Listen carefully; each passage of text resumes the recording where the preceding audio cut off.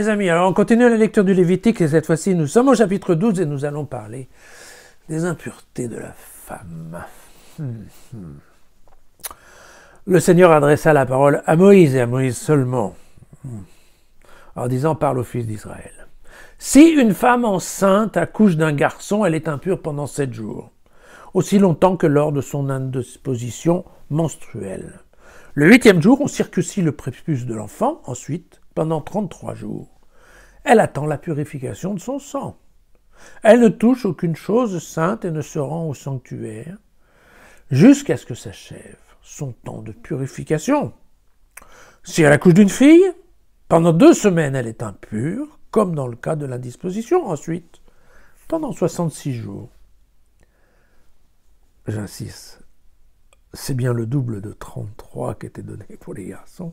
Dans ce cas, ça devient 66 jours. Elle attend la purification de son sang. Lorsque s'achève son temps de purification, que ce soit pour un fils ou pour une fille, elle l'amène au prêtre, à l'entrée de la tente de la rencontre, un agneau âgé d'1 an, pour un holocauste, et un pigeon ou une tourterelle servant à un sacrifice pour le péché. Le prêtre les présente devant le Seigneur, et quand il a fait sur elle le rite d'absolution, elle est purifiée de sa perte de sang. Telles sont les instructions concernant la femme qui accouche d'un garçon ou d'une fille. Si elle n'arrive pas à se procurer un agneau, elle prend 2 tourterelles ou 2 pigeons, l'un servant à un holocauste et l'autre à un sacrifice pour le péché. Quand le prêtre a fait sur elle le rite d'absolution, elle est de toute façon purifiée. Bien. Et donc, voilà, on va voir, hein, vous avez touché ça hier, on va voir dans d'autres passages qu'effectivement, tout ce qui sont l'épanchement des liquides internes des corps humains, qu'on parle globalement de sang pour les femmes, de sperme, qu'on parle aussi éventuellement d'urine et de matière fécale, tout cela est considéré comme impur. Bien. Alors, c'est assez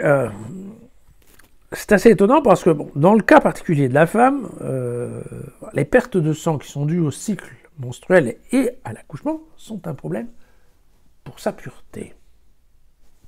C'est un peu étonnant, mais c'est comme ça. Effectivement, c'est vrai que les périodes d'accouchement, par exemple, période de risque. On ne peut pas dire à l'époque, c'était tout à fait vrai. On se souvient de l'évangile de Luc, sujet de la circoncision de Jean-Baptiste, c'était en Luc 1,59, au début de la vie de Jean-Baptiste dans l'évangile de Luc. Et puis, on retrouve ici dans l'évangile de Luc, vous avez le fameux truc de la présentation au temple. Hein.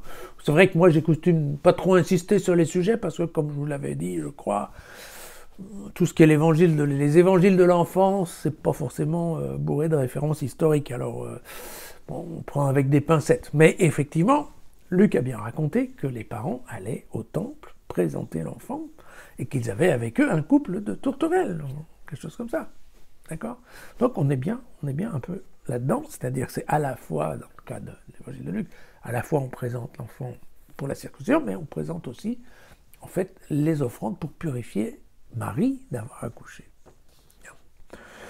Voilà. D'ailleurs, c'est assez étonnant parce qu'on retrouve cette histoire de 2 animaux, un qui est pour, globalement, faire un holocauste, et l'autre qui est pour faire le pardon du péché. Vous voyez que, globalement, on retrouvera ça dans la lèpre également. C'est typiquement le genre de choses qu'on fait. Alors, évidemment,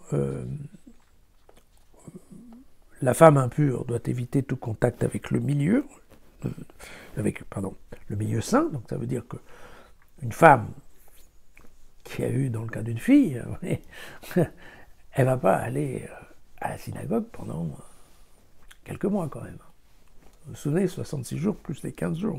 Bon, ça prend un peu de temps. Voilà.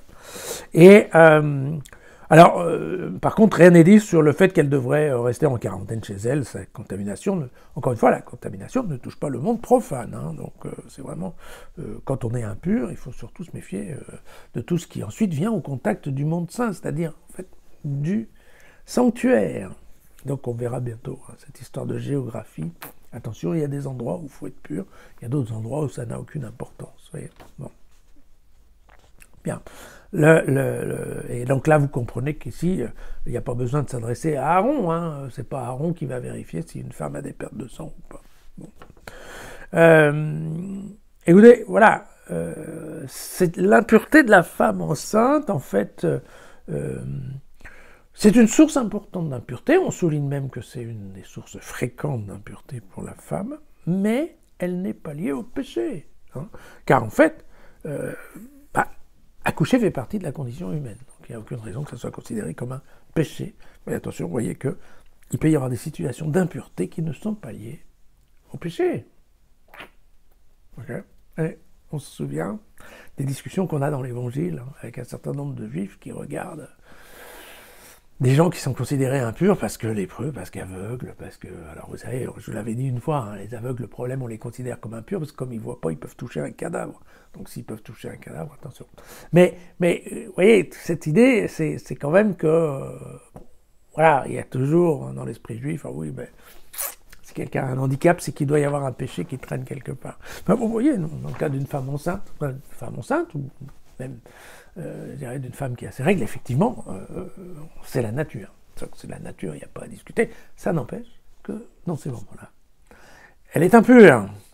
Et je vous rappelle, mais je crois que vous avez sûrement ça dans l'idée, il y a un passage d'évangile, je pense que on a ça dans les 3 synoptiques, qui est la fameuse dame qui est hémorroïs, c'est-à-dire qui a des pertes. Hein, j'en ai depuis 12 ans. Voilà. C'est quand c'est l'histoire de la fille de Jaïr. Hein.